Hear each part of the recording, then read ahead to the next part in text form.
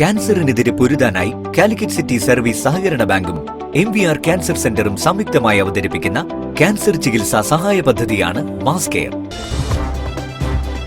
വാർത്തകൾ തുടരുന്നു. ഹരിതഭവനം പദ്ധതിയുടെ താമരശ്ശേരി വിദ്യാഭ്യാസ ജില്ലയിലെ അധ്യാപക പരിശീലനം പൂർത്തിയായി.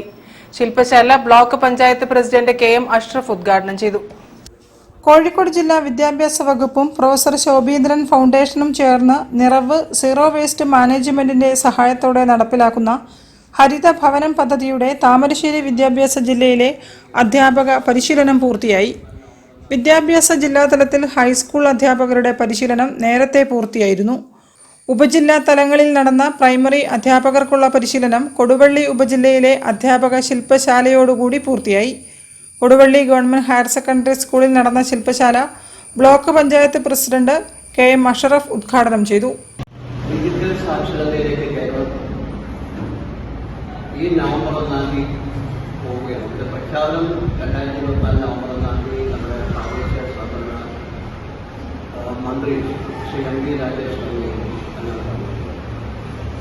സാക്ഷരതയിൽ നമ്മൾ നേരത്തെ വളരെ മുമ്പിൽ ലോകത്തിലെ തന്നെ നോട്ടബിൾ ആയിട്ടുള്ള ഒരു നേട്ടമാണ്.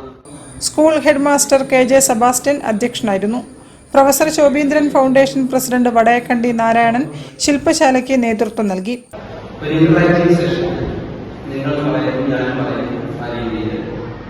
ഫൗണ്ടേഷൻ രക്ഷാധികാരി doctor Deepesh Karimpukkara, OK Madhu, KC Abdussalam തുടങ്ങിയവരും സംസാരിച്ചു.